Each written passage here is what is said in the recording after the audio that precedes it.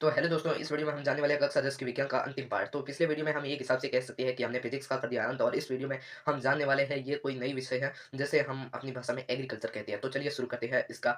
ये सबसे हमारा लास्ट पार्ट है जिसका नाम है हमारा पर्यावरण। इसका एक टॉपिक है परितंत्र। जैविक घटक व अजैविक घटक। जैविक घटक सजीव, पेड़ पौधे व सूक्ष्म जीव। अजैविक घटक ताप, वायु, मृदा, खनिज आदि। परितंत्र के प्रकार प्राकृतिक व कृत्रिम।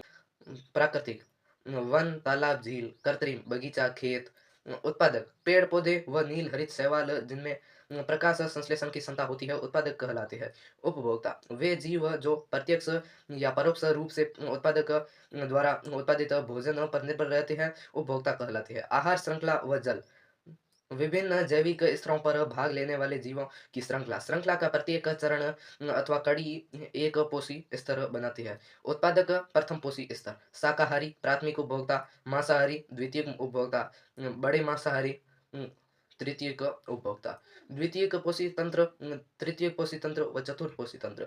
ऊर्जा का प्रवाह स्वपोषी और प्रकाश से निहित ऊर्जा को ग्रहण करके रासायनिक ऊर्जा में बदल देती है। स्वपोषी से ऊर्जा विषमपोषी व अपघटनों तक जाती है। पर्यावरण में ऊर्जा के कुछ मात्रा में अनुपयोगी ऊर्जा के रूप में ह्रास हो जाता है। हरे पौधों की पत्तियों द्वारा प्राप्त होने वाली सौर ऊर्जा का लगभग 1% भाग खाद्य ऊर्जा में परिवर्तित हो जाता है। खाए भोजन की मात्रा में 10% ही जैव मात्रा में बदल पाता है। अर्थात प्रत्येक स्तर पर उपलब्ध कार्बनिक पदार्थों का मात्रा में लगभग 10% ही उपभोक्ता के अगले स्तर तक पहुंच पाता है। आहार श्रृंखला का सामान्यतः 3 से 4 चरणों की निचले पोषी स्तर पर जीव ज्यादा होते हैं। खाद्य जाल जीवों में मध्य आहार संबंध शाखान्वित होते हैं तथा ये एक जाल बनाते हैं जिसे आहार जाल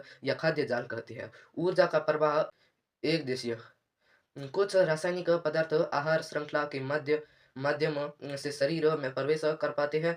मनुष्य शीर्षस्थ है, अतः हमारे शरीर में रसायन सर्वाधिक मात्रा में संचित हो जाता है जिसे जैव आवर्धन कहते हैं। और जो सूर्य की किरण होती है, जो हम अगर बाहर जाएं तो वह किरण हमें को नष्ट कर सकती है। तो वो पृथ्वी में ऐसी क्या चीज़ है जिसके कारण हमारी चमड़ी नहीं जलती है और इतना ताप झेल पाती है? तो इसका कारण है ओजोन परत। लेकिन वर्तमान में जिस तरह हो रहा है, जिस तरह कचरे का हो रहा है, यानी जो पर्यावरण प्रदूषण हो रहा है, उसकी वजह से अब ये ओजोन परत गायब हो रही है। तो हमारा अगला टॉपिक यही है, ओजोन परत व अवक्षय। ऑक्सीजन के 3 अणुओं में ओजोन का O3 का निर्माण होता है। O2 O3 एक घातक विष है, परंतु वायुमंडल के ऊपरी स्तर पर एक अवक्षय प्रकार्य संपादित करती है। यूवी रेज से पृथ्वी की सुरक्षा करती है। O2 यूवी जिसे पराबैंगनी भी कहते हैं। O+O बराबर O3, इसे ओजोन ही कहते हैं। 1980 की मात्रा में तीव्रता से गिरावट ओजोन अवक्षय का कारण CFCS क्लोरो फ्लुओरो कार्बन है। CFC का उपयोग रेफ्रिजरेटर, शीतलन व अग्निशामक के लिए किया जाता है।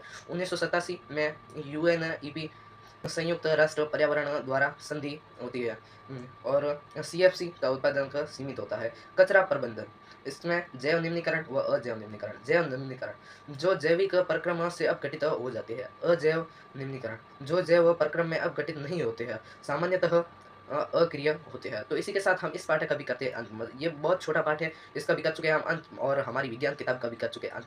मिलते हैं हम अगले वीडियो में। तब तक के लिए धन्यवाद।